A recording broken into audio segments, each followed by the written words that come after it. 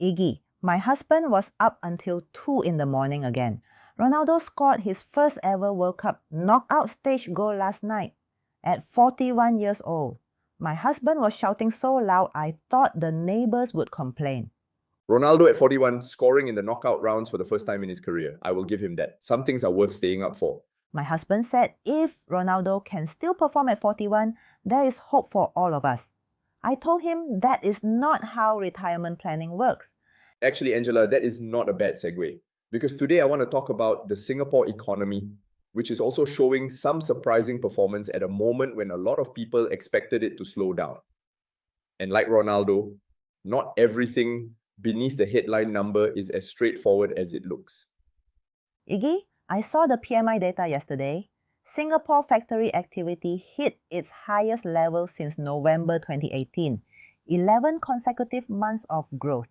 That sounds like genuinely good news, right or not? It is genuinely good news on the surface. A PMI reading of 51.3, up 0.3 points from the previous month, means factory activity is expanding. The primary driver is AI-related demand.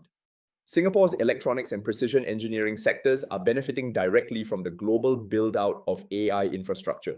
Data centers need components, and Singapore manufacturers are supplying them. So the AI theme that keeps coming up in markets is actually showing up in real factory output here. In the PMI data, yes.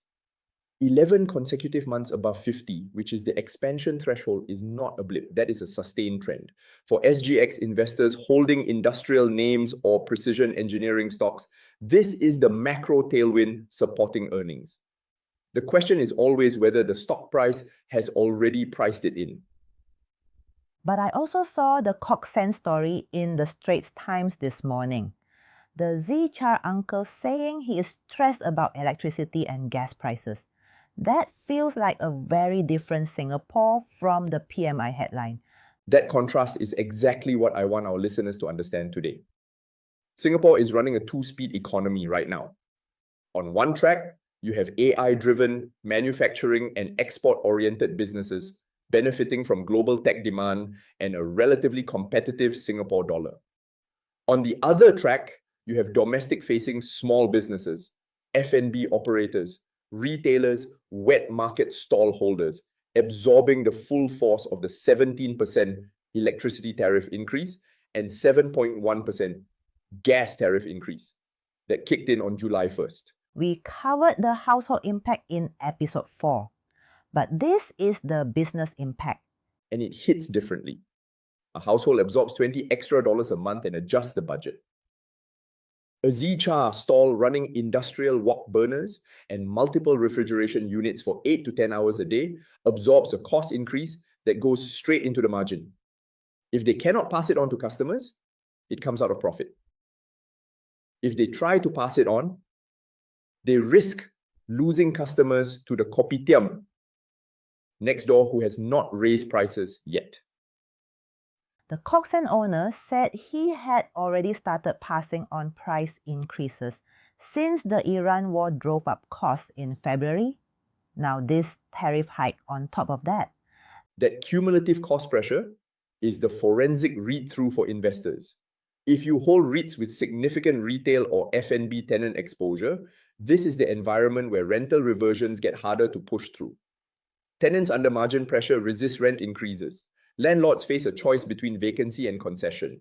For income investors tracking REIT distributions, that is the chain of events worth watching into the Q3 results season. So even if you do not own a CHAR stall, if you own a REIT with F&B tenants, this tariff story is still your story. Exactly. The macro always finds its way into the balance sheet, eventually. That is why we track cost environment changes, even when they look like consumer news rather than investment news. Iggy, there was also a Frasers property news item this morning. The CEO is stepping down in October. Is that something our listeners should pay attention to? Worth flagging as a watch item. Soon Sulin is transitioning out on October 1st, moving to a group advisory role. She will be succeeded by Tan Wee Sien, who joins as CEO designate in September. Frasers Property is not currently in our zone registry, so I'm not going to attach a forensic verdict to it today. But leadership transitions at property groups matter, because strategy, capital allocation priorities, and dividend policy can shift with new management. If you hold Frasers property or any of the Frasers linked REITs, this is a name to watch at the next earnings cycle. So not a reason to do anything today, but put it on the radar. Correct. New CEO, first full result cycle. That is when you see whether the strategic direction holds or changes. Watch and verify before drawing any conclusion. There is also some SGX operational news that sounds quite technical but maybe affects our listeners directly. Something about custody accounts and broker accounts from July 15. This one is worth understanding even though it sounds dry. From July 15, SGX is allowing depository agents to hold SGX listed securities in omnibus broker custody accounts on behalf of clients.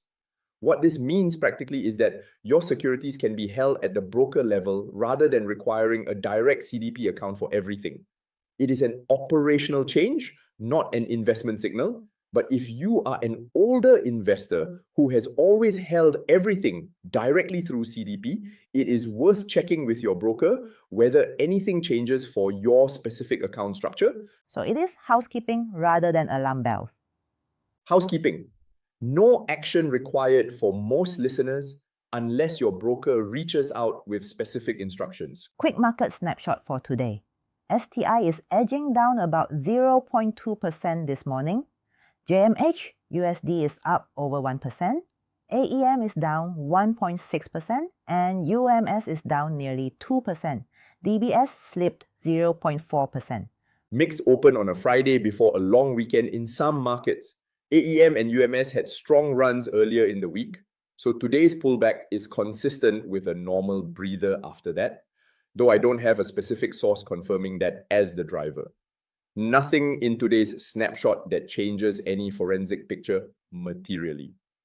Watch the PMI tailwind story over the next few weeks, rather than any single morning's price action. Iggy, pulling it all together, what is the one thing a retirement investor should take away from today's episode? Singapore's economy is genuinely strong at the macro level, PMI at an 8-year high, AI tailwinds real and measurable. But that strength is not evenly distributed. The businesses and REITs benefiting from AI and export demand are in a different position from domestic operators absorbing rising energy costs with limited pricing power. Your portfolio needs to reflect that distinction. Holding names on the right side of that divide, with sustainable yields, manageable gearing, and exposure to the growth sectors rather than the squeeze sectors, is what forensic income investing is designed to do. That is the clearest summary I have heard all week. I am going to go check which side of that divide my own holdings sit on this weekend. That is exactly the right weekend project, the full breakdown of which watchlist names are positioned on the right side of Singapore's two-speed economy is in this week's Elite Investors Update. 0-day access on Substack and YouTube, full red zone watch list, and institutional grade cheat sheets for $9 Singapore per month. Links are all below. Happy long weekend, everyone, and Iggy, I hope you actually watch some football this weekend. This content is produced for educational and informational purposes only. I am not a financial advisor. I am a retail investor who applies forensic analysis to my own portfolio and shares that process publicly.